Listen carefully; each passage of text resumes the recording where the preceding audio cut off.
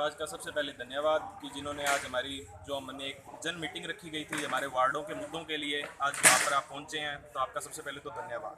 आज हमने यहाँ 3 मुद्दों पर चर्चा की। सबसे बड़ा मुद्दा हमारे यहाँ पर गंदे पानी की निकासी का है। हमारे वार्डों में गंदा पानी खड़ा हो जाता है, उसकी कोई प्रॉपर निकासी नहीं है।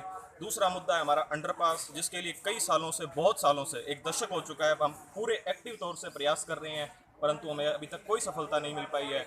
और तीसरा मुद्दा है हमारे यहाँ पर शमशान भूमि का। अगर यहाँ पर किसी की मृत्यु हो जाती है तो हमें यहाँ से लगभग 3-4 किलोमीटर दूर रेलवे लाइन या ओवरब्रिज के थ्रू हमें दूसरी तरफ जाकर अंतिम संस्कार के लिए जाना पड़ता है, जो कि एक बहुत ही कठिन कार्य है। तो आज हमने तीनों मुद्दों पर चर्चा की है और सबसे पहले गंदे पानी की निकासी का मुद्दा पर हमने चर्चा की है। तो उसके अंदर ये तय हुआ है कि कल हम 11:15 बजे एसडीएम साहब को एक ज्ञापन देंगे और जिसके तहत हम 5 दिन का उन्हें समय देंगे कि अगर 5 दिन के अंदर गंदे पानी की निकासी के लिए कोई समाधान नहीं किया जाता या कोई सोल्यूशन नहीं फाइंड किया जाता तो हम नगर पालिका के आगे धरना देंगे अनिश्चितकालीन।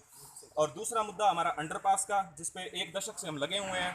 उसके लिए हमने बहुत सालों से प्रयास कर रहे हैं। 2017 से मैं व्यक्तिगत रूप से इस मुद्दे से जुड़ा हुआ हूँ, परंतु हमें अभी तक कोई सफलता नहीं मिल पाई है। हमने किसी को ज्ञापन देने में कोई कमी नहीं छोड़ी है, किसी से संपर्क करने में कोई कमी नहीं छोड़ी है, चाहे वो वसुंधरा जी हो, चाहे गहलोत जी हो, चाहे कड़वा जी हो, चाहे शाहपीणी जी हो, चाहे नत्थू सोनी जी हो। हमने 30 फुट लंबा ज्ञापन दिया था। मुझे नहीं लगता संग्रिया के इतिहास में किसी ने 30 फुट लंबा ज्ञापन तैयार करके दिया हो, परंतु हमारी मुहिम पर किसी ने कोई सुनवाई नहीं की है। तो आज हमने ये तय किया है कि सरकार हमारी कोई सहायता नहीं कर रही है, ना ही कोई हमारी सरकार जवाब दे रही है। हमने इतने पत्र भेजे हैं, मुझे नहीं याद कि मुझे एक भी जवाब आया हो, कि एक भी पत्र का जवाब भेजा हो। इसलिए मैंने अभी 2-3 दिन पहले आरटीआई भी लगाई है, स्वायत्त शासन विभाग में भी, नगर पालिका संग्रिया में भी। और हमने आज एक तय किया है कि हम अब इस मुद्दे को राजस्थान उच्च न्यायालय के अंदर लेके जाएंगे। हमारा है कि प्लान है कि हम इसको हाई कोर्ट के अंदर लेके जाएं। इसे या तो एक जनहित याचिका के रूप में हम इसे दायर करें या एक फुल पार्टी केस राजस्थान सरकार के खिलाफ बनाकर इसे फाइल करें कि हमारे इस मुद्दे को हम सरकार सुने। आप पिछली सरकार के टाइम से ज्ञापन देते रहे हैं, क्या पिछली सरकार ने भी कभी आपके पत्रों का जवाब दिया या कभी सुनाई की? बिल्कुल, मैं इसमें सच्चाई है ये इसे बता देता हूँ कि हमें पिछली सरकार में हम जिस डिपार्टमेंट में पत्र लिखते थे, मेरे पास जवाब आए हैं, चाहे वो रुडिस्को से आया हो, चाहे RUIDP से आया हो, चाहे राजस्थान सरकार से आया हो, चाहे रेल विभाग से आया हो।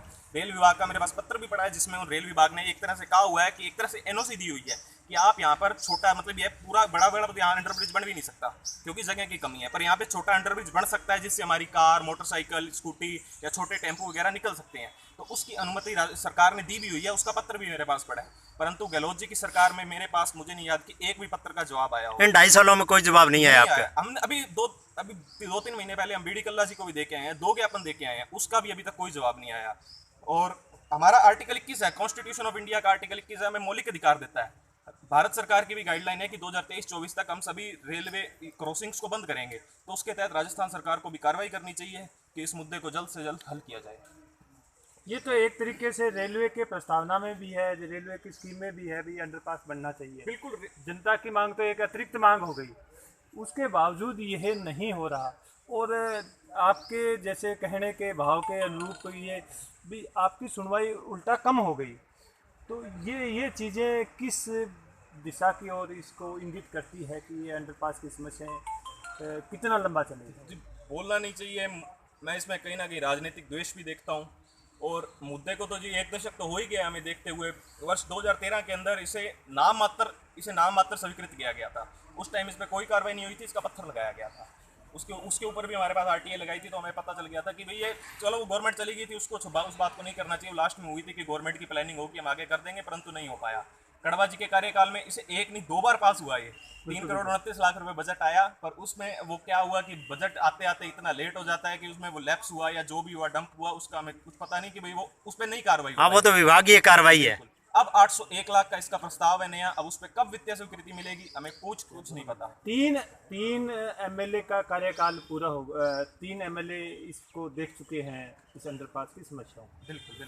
तो क्या वाकई ये इतना बड़ा मुद्दा है कि इसके लिए कुछ और MLA देखने पड़ेंगे, या एक MLA से ये हल नहीं हो पा रहा? क्या कमियां हैं, क्या बातें हैं, या लोगों की दिक्कत नहीं है, या इस अंडरपास की ज़रूरत नहीं है? क्या मूल चीज़ें हैं?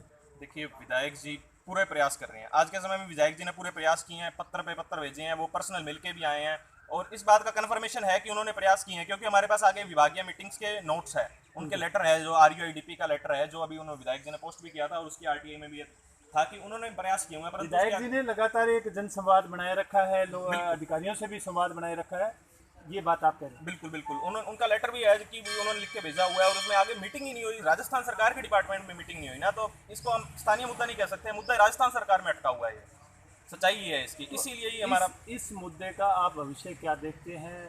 किस तरीके से लोगों को एकजुट होना पड़ेगा, किस तरीके की रणनीति बनानी पड़ेगी ताकि ये जो एक बड़ी संग्रिया की एक मुख्य समस्या है, इस समस्या के कारण शहर दो भागों में विभाजित है, लोगों को खाने पीने के सामान, स्वास्थ्य संबंधी, गर्भावस्था में महिलाओं को बड़ी दिक्कत होती है, हॉस्पिटल जाने में और जाने में, एक कैजुअल्टियाँ लगातार इस वजह से हो रही है, तो इस समस्या का निस्तारण किस तरीके से? मैं इस मुद्दे पर काफ़ी सालों से एक्टिव हूँ, मैं पूरी तरह से एक्टिव हूँ, क्योंकि मैंने देखा है कि अभी तो क्या हुआ कि कोरोना काल चल रहा है, गाड़ियों रेलगाड़ियों की संख्या बहुत कम है, परंतु क्या होता है कि हमारे यहाँ थर्मल कोल सप्लाई की गाड़ियाँ बहुत निकलती थी, 7-8 गाड़ियाँ दिन की औसत है, ठीक है, रेलगाड़ियाँ कितनी हो गई थी, तो ये रेलवे क्रॉसिंग लगभग बंद रहता था, हम जाते हैं तो बहुत परेशान होते हैं, इसीलिए इस मुद्दे को उठाया है इतने सालों से और तेज किया है, परंतु अब तंग आ चुके हैं, बिल्कुल हमें कोई समाधान नहीं मिल रहा है, इसीलिए ही हमने आज मीटिंग में लोगों से ये निवेदन किया है, हाथ जोड़ के रिक्वेस्ट की है कि अब हमारे पास, मुझे लगता है कि सिर्फ एक हाई कोर्ट ही जगह बचती है कि जहाँ पर हम जाकर कोई कार्रवाई कर पाएँ। सरकार की लगातार उदासीनता के चलते नागरिक बेहद क्षुब्ध नजर आ रहे हैं, और अब ये करो या मरो की रणनीति पे आज ये गुरु जम्बेश्वर मंदिर के प्रांगण में ये यहाँ पे करीब 10 वार्ड जो लाइन पार के वार्ड हैं उनके लोगों की एक बैठक हुई, भारी आक्रोश व्यक्त किया, और एक शहर के इस हिस्से के साथ जो सरकारों द्वारा, प्रशासन द्वारा एक सौतेलेपन का व्यवहार किया जा रहा है, उससे लोग बहुत आहत है और दिन रोज़मर्रा की समस्याओं का सामना करना पड़ रहा है, और इस पीड़ा का अंत कहीं नहीं दिखाई दे रहा है।